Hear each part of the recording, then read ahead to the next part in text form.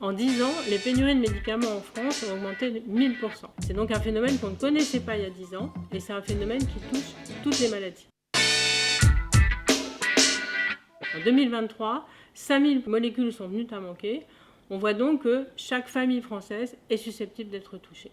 Les médicaments concernés sont essentiellement des médicaments dits génériques, c'est-à-dire des médicaments matures, anciens, qui ont perdu leur brevet. Ces pénuries ont des causes multiples, mais qui renvoient essentiellement aux stratégies des laboratoires. Les grands laboratoires pharmaceutiques ont fait le choix de s'orienter vers les médicaments innovants au détriment de ces médicaments matures. Rappelons que les grands laboratoires pharmaceutiques, Pfizer, Novartis, Sanofi, sont détenus par des fonds de pension américains tels que BlackRock et que leur objectif majeur est de faire leur profit. Toutes leurs stratégies sont donc orientées vers cette recherche de profit et de distribution de dividendes. Pfizer, au deuxième trimestre 2025, a réalisé 15 milliards de dollars de bénéfices et elle en a distribué 90% sous forme de dividendes. Les médicaments innovants ont des coûts de recherche et développement élevés, mais sont vendus à des prix extrêmement élevés et ce sont donc ceux qui sont susceptibles de générer le plus de profit. On peut prendre deux exemples.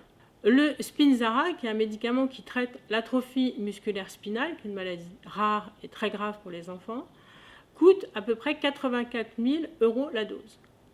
Un second exemple, l'Hemgenix, qui traite une forme d'hémophilie de type B, coûte 3,4 millions d'euros la dose.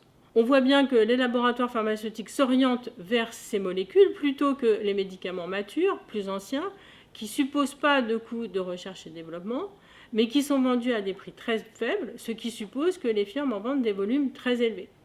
C'est le cas du Doliprane, qui coûte 2,80 € la dose, mais c'est aussi le cas de l'amoxicilline, environ 4 € la dose, ou encore de la quétiapine, qui traite les troubles bipolaires et qui est également vendue à un prix très faible. En conséquence, ces médicaments génériques ou matures sont produits à la fois par peu de laboratoires pharmaceutiques, peu de firmes pharmaceutiques, et surtout ces laboratoires en ont délocalisé la production de principes actifs vers la Chine et l'Inde, essentiellement.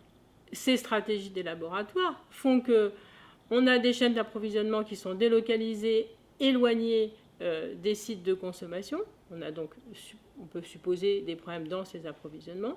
On a aussi très peu de producteurs pour certaines molécules. On peut avoir 1 ou 2 fabricants dans le monde pour l'ensemble de ces molécules. Et puis, les laboratoires ont aussi perdu la capacité à maîtriser et à contrôler les chaînes d'approvisionnement. À cela s'ajoute l'augmentation de la demande mondiale pour ces médicaments parce qu'on a des nouveaux pays qui sont devenus des consommateurs de médicaments. C'est le cas de la Chine, c'est le cas des pays du Moyen-Orient ou d'Amérique latine.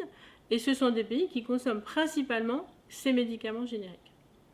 On peut aussi avoir des facteurs conjoncturels, un problème dans une usine. Quand on a 2 producteurs, si on a un problème dans une usine, on voit très vite que la production s'effondre.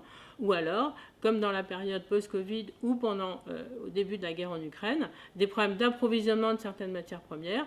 On a eu des problèmes sur les flacons pour les dosages pédiatriques ou encore les blisters pour emballer les médicaments. Le plus surprenant, c'est que les États ont depuis des années laissé l'approvisionnement pharmaceutique dans les mains de ces grands laboratoires, se sont complètement détachés du contrôle de ces chaînes d'approvisionnement, alors que le médicament est un élément essentiel de santé publique.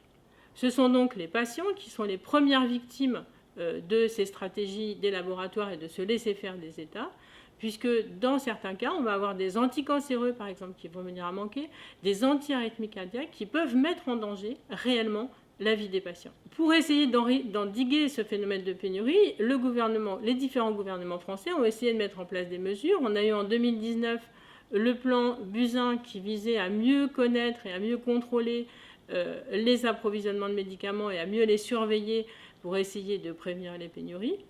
On a également, dans les projets de loi finances de la sécurité sociale 24 et 25, une obligation pour les producteurs de constituer des stocks de médicaments de manière à éventuellement ralentir ces phénomènes de pénurie. Cependant, on voit bien que ces mesures sont insuffisantes pour traiter réellement le problème des pénuries en France et en Europe. Très clairement, il faut relocaliser la production en Europe.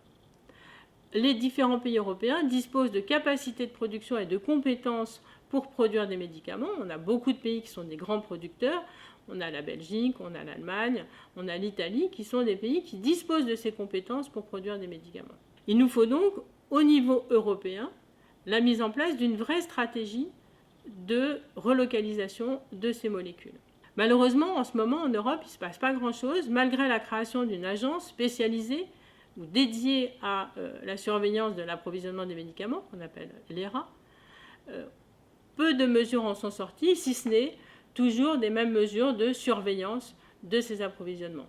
Quand on voit les sommes que dépensent les laboratoires en lobbying, ce sont des sommes qui sont supérieures à celles qu'elles dépensent en recherche et développement, on comprend pourquoi finalement les dirigeants, que ce soit les dirigeants français ou les dirigeants européens, n'ont pas réellement pris de mesures adéquates. Il faudrait qu'au niveau européen, on mette en place une grande stratégie de relocalisation et de production de ces molécules.